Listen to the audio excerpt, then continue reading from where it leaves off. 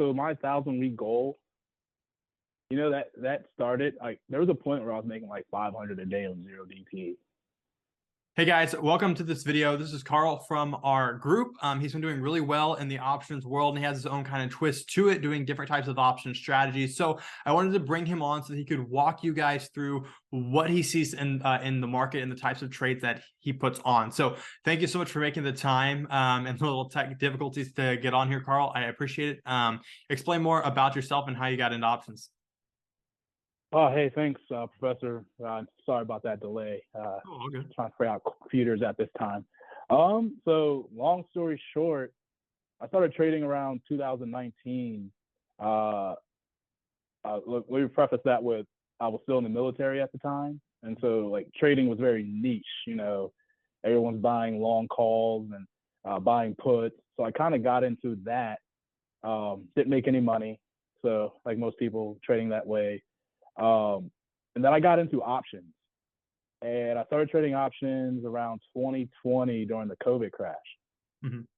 So it kind of like when I leave my post in the group chat for the group, that kind of taught me patience with the market and understanding and looking at what do I need to do to adjust. I actually never traded with stops. When I first started trading, I joined the service. It was 7 DTEs because at that time, 0 DTE wasn't every day. It was just Monday, Wednesday, Fridays. So I started, successful, get little 50 cents here and there a week. I thought it was the best thing in the world. Trading under 25K count. So, PDT was still a thing. Mm-hmm. And then it progressed from there to what I post now in the group. It just I never stopped trying to learn about trading, and I think that's the hardest part for retail traders now is understanding that there's no one way. The best way to trade is the way that makes you happy and makes you money.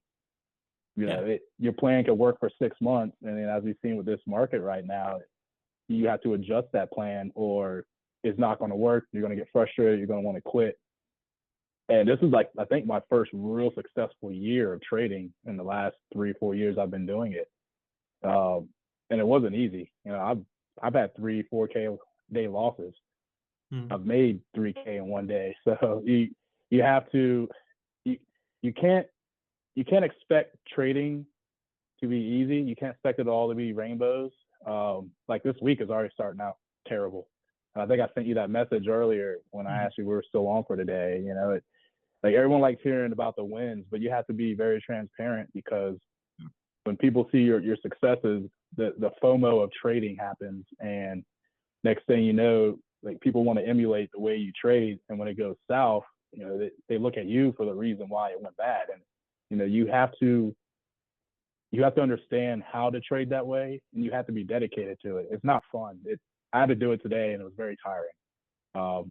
Between trying to find signal at work, being at work, trying to read this market that went nowhere. I mean, we went 20 points in one direction and the other, and it was probably the hardest market to trade because the market would go stagnant for an hour. I'm like, all right, good, I can get this iron fly on. Oh no, put it on, the market moves 10 points. Now I got to stick to my plan, so I close out. I get back in.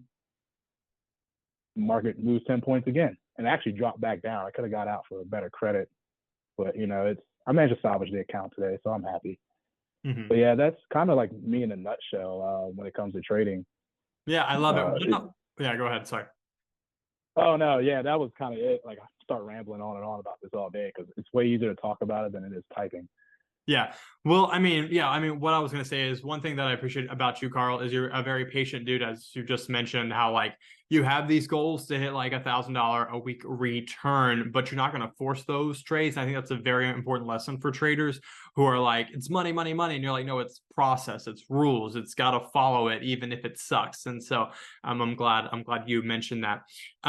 Anyways, I loved hearing about your background and thank you for your service. But what I really want to dive into, and I know what a lot of people want to know is what do you look at in the market and what trades are you putting on? Like, how do you be like, okay, this is happening, this is what I'm doing? So I know I mentioned, I think last week when I was posting some of my results, and some of the traders in the group were asking questions. So I subscribe to a bunch of different, I call them alert services. I like a bunch of different groups, and everyone puts out a different perspective on the market. Yeah. There's groups that are like, they're still bullish on the market, which is fine. I mean, but their idea of bullish might be it moved up 10 points and they think the market's about to take off, and then it drops 20. Mhm.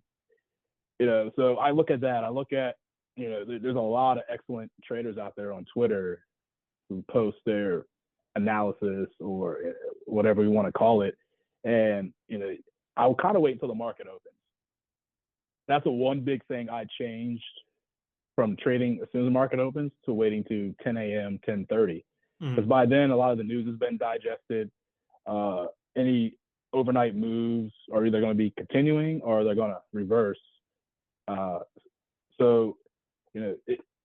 I don't really get too far deep technical wise. I look for a credit, and depending on what I'm doing, if I go one side only, I'll put on like a 5 wide XPX 0TT spread, trying to get 40 to 50 cents a contract, because I find that when if I have to roll those, it takes up less buying power, and two, if I decide not to roll it, I can invert it into an iron fly, which is really interesting if you have the patience to ride out a negative or positive move against you and watch it play out. And that's some of those trades I posted in the group were from converting spreads into iron flies. But outside of that, if I do an iron condor, I'm trying to get about 70 cents, and I kind of let the market play out. I'm looking at about 80%. Yes, sir. So let's simplify this a bit, just because I know like people who are new are kind of like, okay, where do I go from here? So can you pull up charts on your platform? One sec. I think it's on the very left. Oh yeah, or there. Yeah. So let's just walk through today. Walk me through. You're like, okay, the market gapped down. What are your thoughts, and what trades are you putting on, and how? I know today did not necessarily work out best in your favor, but I just want to kind of hear your thought process behind trades. Okay, so let's start with me doing something stupid and putting on an overnight spread, which the funny thing about that spread, I end up trading almost the same exact strikes about 2 or 3 times a day. If I just let the spread play out after the news, I would have been done and had my little $150, $130, and I could have went on about my day. But no, I can't get out of my own way like most traders. So here we are. So, if you I watch futures overnight. I do sometimes trade them. And which is weird is that we had that nice close up into the yesterday. And then immediately when futures opened up, it just dropped all the way down. So I'm watching it. It's going up, down. Luckily, there was no news at 8:30. So there was nothing to really push it one way or the other. So when the market opened up, I'm going to call it what it is. I panicked a little bit. So I immediately converted into an iron fly. So what that means is, let me bring this up real quick. So this was actually, my original trade was 45.40, 45.35. And this was the credit spread. This is the credit spread. So when the market opened up, it opened up right around here. And you couldn't really get a read on it. It was back and forth, back and forth. A lot of that's waiting on the jobs report. So I just took a risk. So my max loss with 3 contracts, I think, was $1,500 for the sake of math. Excuse me. So I had 3 contracts. So if I put on an iron fly, which is selling the same put and call, and I put on 3 of those, it gave me a max credit of, we'll say, 1,000. So my max loss, if let's say the market just tanked, would be 500. Yeah. And if I did nothing else. So the beauty of trading that way is you can limit your losses. Now, what we ultimately want to do is the market to come back and end somewhere in this little channel right here, which I'll bring up.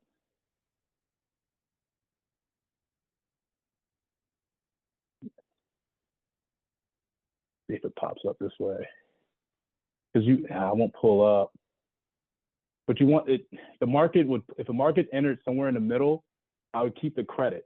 on both ends, and you can get a pretty decent payout. Uh, so when the market took off, I closed it out for I think $30 loss. But with the market moving up, that original spread, the negative value of that spread also changed and started moving positive. So I was able to get out for about $300 loss altogether. Mm-hmm. So, that sounds like a lot for most traders, but if you think big picture, that is a great salvage of your day at 10 o'clock in the morning. It's not how I want to start my day. I'm already having a terrible day trading. So here we go with the credit spreads on top of that. So and that kind of goes into that mental psyche. Sometimes you do have to walk away, and clearly I didn't, as we heard in my story. So when that went away, I took a break and just kind of watched what the market wanted to do. And as we noticed with SPX and even with SPY, because I know you and a couple other traders in the group talk about support and resistance, which is another thing that I use a lot. It's been in this 20-point range. Even though we shot up to almost 4,600, what did it automatically do? Drop back down between 45.70, and then all the way back down to 45.50, 60 area. It's been in that area for the last couple of days. So what I did was I put on it's a more narrow hour condor, but you get about 70 cents 5 wise, pretty easy to manage. And then I put on an iron fly in between, because the market was trading right around here for most of the morning. Mm-hmm. So I put an iron fly right here. Let's see if it does it. Hold on one sec. Let me reset it. We're dealing with the closed market, so it's being a little weird. So this is basically the spread I ended up with. And then I put an iron fly right around here, 10 wide. And if you put it on early enough, your spread can cover the loss. So let's say my max loss on that iron fly is $200. Mm-hmm. I took in a credit of 800, but the spread I have around it, at this case, the iron condor, I brought in 300. So if all things don't play out equally and that market ends up somewhere outside of that tent, I still walk away with $100. And you can scalp these iron flies. If the market hovers back and forth as the time and the decay happens, you can squeeze out about $100, $200 pretty quickly. Now, my rule of thumb with iron flies is if it breaches my long put, which in this case would be the 45.75 or the 45.55, I close out. So the first time I did closed out, it was a $30 loss. But guess where the market ended back up? 45.65. Mm-hmm. So yeah, hindsight trading is me kicking myself the entire time watching this market sit here all day until I go, okay, well, I think the market's going to move back down. I think it's going to stay close back around the 45.55 area. So I put on another trade at 45.60. And this is where the greed comes in. This is the hard part for trading. Even someone who's done it only 4 or 5 years, and I have my rules, but when you have good success doing something, it takes you getting bit a couple times to realize that, okay, maybe I need to go back to being strict about taking profits. My count was read about $120 all said and done after I put everything on. I think I was up about 150, and the market was hovering right around 45.60. And I tried to milk it, try to get to that 100. Market moves back up to 45.70. I waited it out. It broke through a couple times. I said, okay, I'll just close out. That was a bigger loss because I waited later in the day to put it back on, but the market moved back down. So I could have got out for another 150. So you have to trust what you want in the plan that you use and how you use it, and accept that loss, because tomorrow, is another trading day. So at the end of the day, my account overall, and that's how I look at things, is I could be losing on a SPX 0 DTE trade, but my account's green. So I might as well close out this trade. Why let a bigger loss ruin my overall green day? So I managed to claw back to a negative $35 day, and I'll take that as a victory. I know I posted in the group last week one of my big losses. At one point, that was a $2K loss, and I managed to finagle some stuff on a very tight window on this option tree to cut that down to a $700 loss.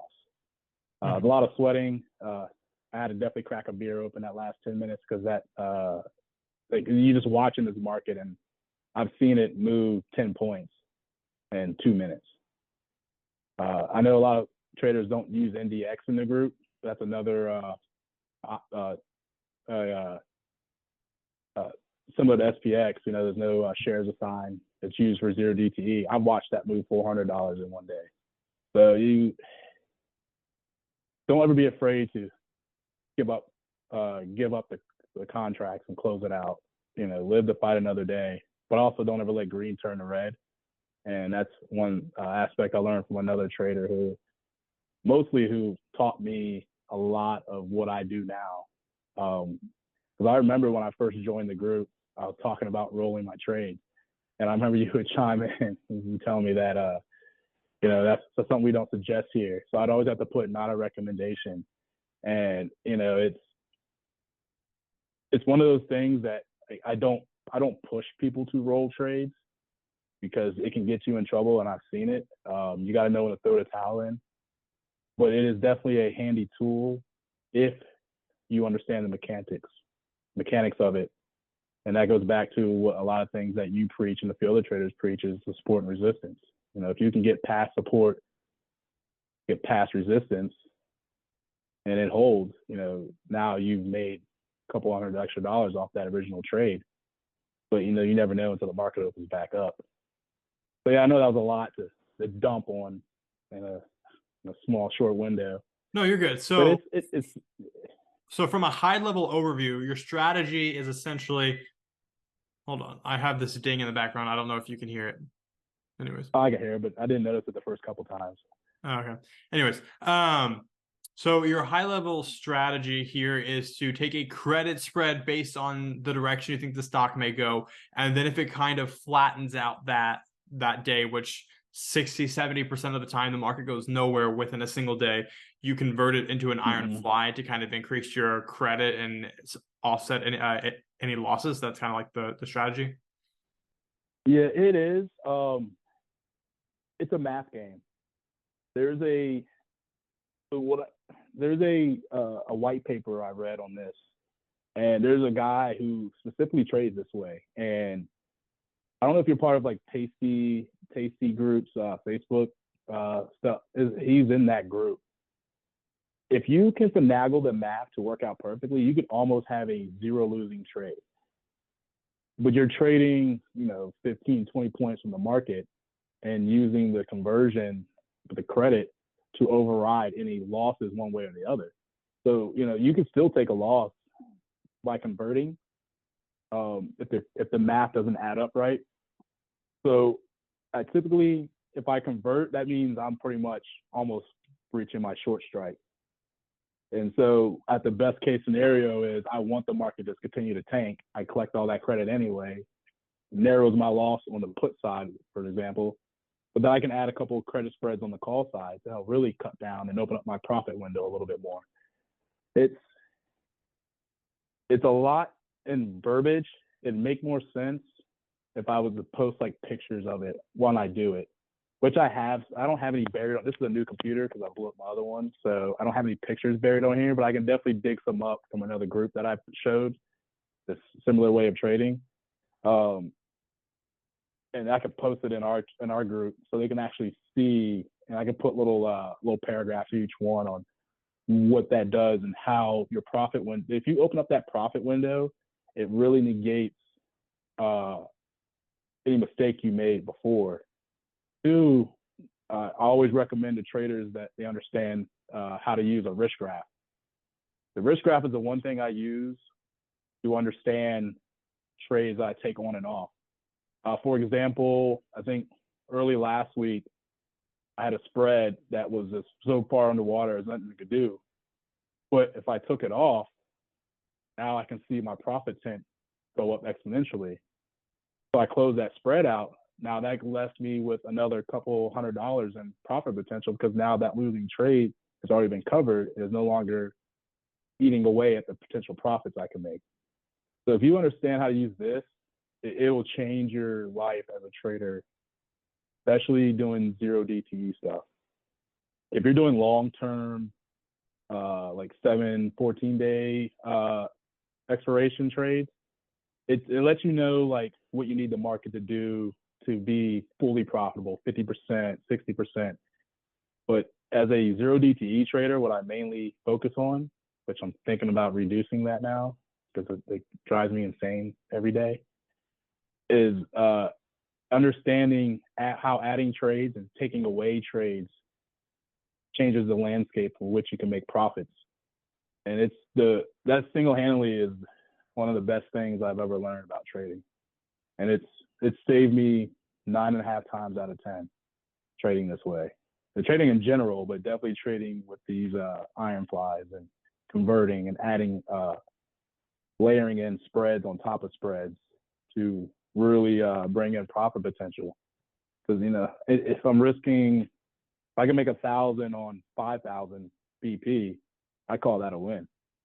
Now, and I know traders who trade for 30, 40 cents on 1,000, and they think that I trade too risky. I'm like, well, look at the R&R return.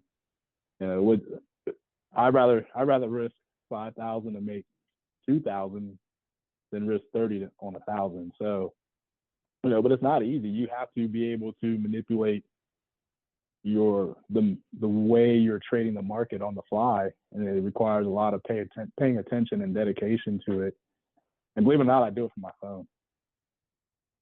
99% of the time I'm on my phone trading, and it's I enjoy it. It gives me something to do. Like I work in a cubicle. I teach law enforcement, and this downtime, it's the holidays, so not a lot of students on board. So this is how I spend my day, and it's going to make me feel older than I already do now, and I'm 40. So it's a hobby that turned into not a career, but a full daily job, like 7 days a week. I'm always reading something. I'm reading you guys' group chats, even though I don't talk too much all the time. I'm always reading what everyone's saying. I'm always looking at the charts everyone's posting. So, that helps, especially when I do trade SPY. And I use some of your trades that you post or the other members post, because I don't pay attention as often to SPY. So not that it's new to me, but it's new to me trading a farther out DTE than I'm used to. I usually do 4 days out, try to scalp $150 off of it. And so you really, like, support resistance plays, but when you're out like 2 or 3 weeks, that's definitely a bigger window for error. And I really do appreciate all the work that you and the other traders post, because it makes my life easy. I'm always not ashamed to admit my losses, but it makes me want to post my trades so other traders can learn about, how can you trade the market, a million different ways, but what's the best way to find a way to be successful and stick to that. For sure. Yeah. I think that's enough rambling. Yeah, no, that's the one thing that I love about community, and myself over the last 6 years of trading. I've learned so much from others, whether that's YouTube or research papers that people have done, or Discord, just forums. You just learn so much from there. And if you don't learn something like tangible, you at least start like, okay, that's one ground, and then you like start bouncing from there to other things. Yeah. And so I appreciate you saying all that and kind of showing like what you do here with the profit graph. And for those who don't know what that is, it shows you how much the stock that you're trading can move, how much you'll make, and where you want it to be based on the trade setups you have. But for people who want to try to trade a bit more like you, where they take just these default credit spreads, which is what we mainly specialize here in this program, and start adding other trades to it. Like, for instance, how I put on an iron condor this week instead of just one credit spread, because we've been range bound. So I'm kind of changing those trades. For someone who kind of wants to like learn more about options and adjust these trades to increase returns but also offset losses, what would you recommend they do and learn, and like in what order? I'm not against paper trading, so I'm gonna put that out there. But I think if you really want to understand the mechanics of a trade, paper trading is the best way to go. The only issue, I don't even call it an issue, but I'm only hesitant to push it because it doesn't have the emotional factor. you can almost set a trade. Like I did this once testing synthetic strangles on SPY, and I totally forgot about it. Got a sign, it was up like $200,000. So, paper trading, you have to dedicate your time to sit in front of the market and try it and figure it out before you get into trading real money. I will never disagree with that. My only disagreement with paper trading is without that emotional factor. You're more likely to just do a part of the trade plan without understanding why. Because at the end of the day, there's no money in risk involved. So you're like, well, let me see what happens if I just add this conversion now. And then if you did that with live money, you might be out $200-300 if the market moves against you. So I would definitely paper trade it. I can post the link to the white paper. Got to dig it out of my phone. If I sound like I'm confusing, that white paper is confusing because they look at different deltas. Mm-hmm. So I think 20 delta was the best way to try to trade it. But most traders, and I mention this all the time, you have to get used to seeing red. Unrealized losses are just that. I've had my accounts been down a couple grand just to go green the next day because the trades worked out in my favor. So once you accept the red, you then accept on how to adjust to make the trade go green or less red for you in some cases. And then you have to just do it. I actually got away from doing this for a while. And one day I just said, let me see if I still got it. And as you guys saw in the group, it kind of started working out for me. And then I started throwing all these last hour iron flies. They were going real well until Monday. And then today. So, 2-3 days out of the month that are crap are good for you because it reminds you, keeps you grounded, and keeps you humble about trading. Because, being successful for 25 days straight gets a little air of confidence under you. And then the market reminds you very quickly that it's always in control. And usually that's how it happens to me. So I would definitely read that white paper and then just ask questions because the more I talk about it, the more I understand what I'm actually doing because I'm explaining it. It's easy in my head. It's easy for me to sit in front of the computer, play with my graph, figure out, okay, where can I get, 60, 70 more cents here or there versus trying to explain it to somebody. But the more I explain it, the more the logical I can make it for them, the easier it is for me to do it. And then I'm always willing to help people trade. It's one thing I actually found myself, the most thing I enjoy out of this is helping other traders. And if you don't ask questions, you're never going to learn.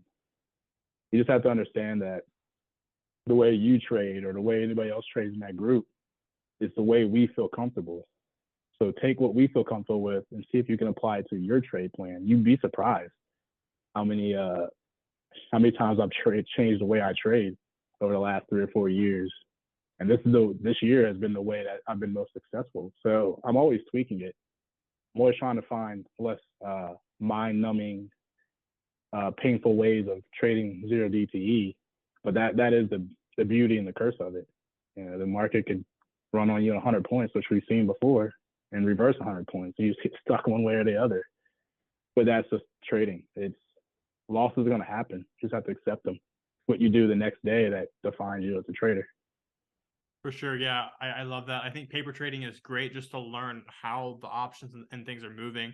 But I'm definitely a big proponent of doing like one small option, and just taking the trade because then you see how it moves.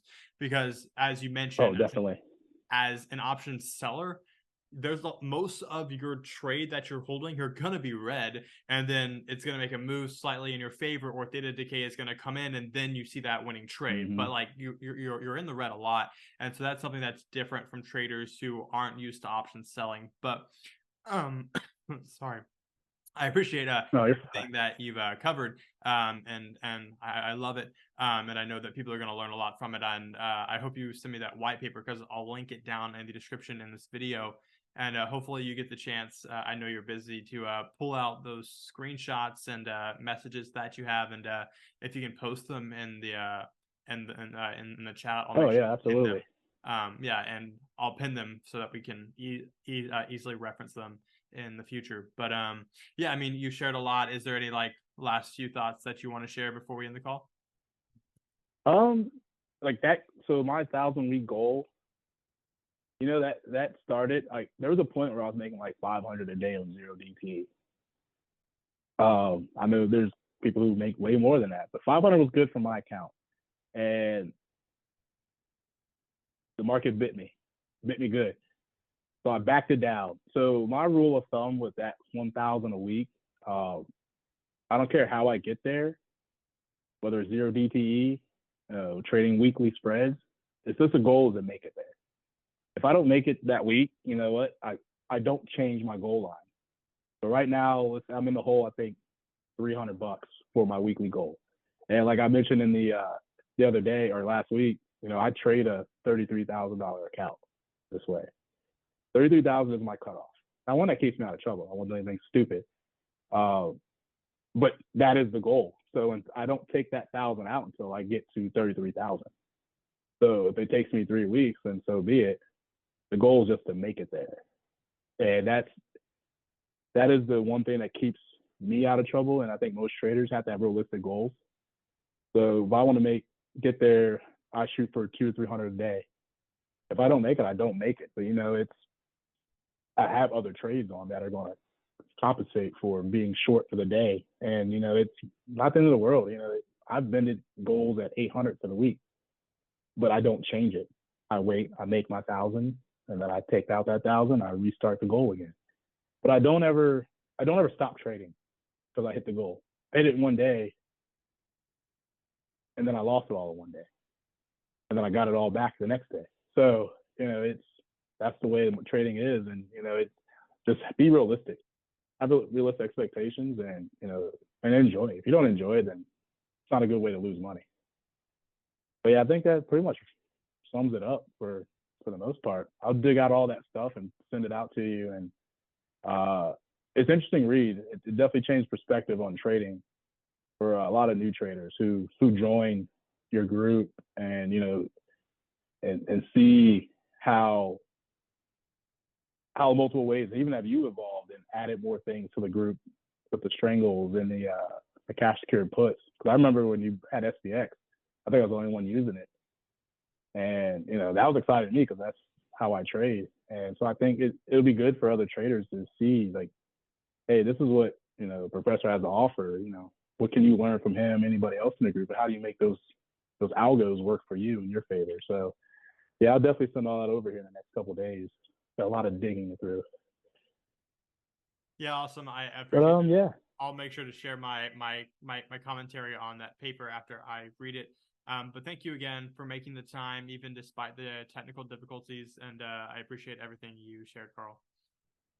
Oh, no worries. I was definitely nervous. I'm not a camera person. But No, you're all good. it's funny. I teach for a living, which is odd because here when you ask me if I want to do this, I'm like, I don't know. But I get in front of people. I travel the country talking to people. Oh wow. But the one thing talking about trading, you think I wouldn't be nervous about, but it's. I think we don't want to sound stupid when we talk about things we like. And the market the market can be a cold place. Traders can be very cold to you when you don't trade the way they do. So, I try to not step on toes. I just like putting out information for viewing and thinking outside the box. Mm-hmm. So yeah, I appreciate the opportunity to get out here and talk about something I enjoy doing, whether I'm winning or losing. Yeah, I mean, we never win all the time, so we need to learn from both the losers and the winners. So I love that you shared that. Awesome. Yeah. Well, thanks, Professor. I appreciate your time. All right, sweet. See you, Carl. Thanks again. Have a good one. Yeah. Have a good night.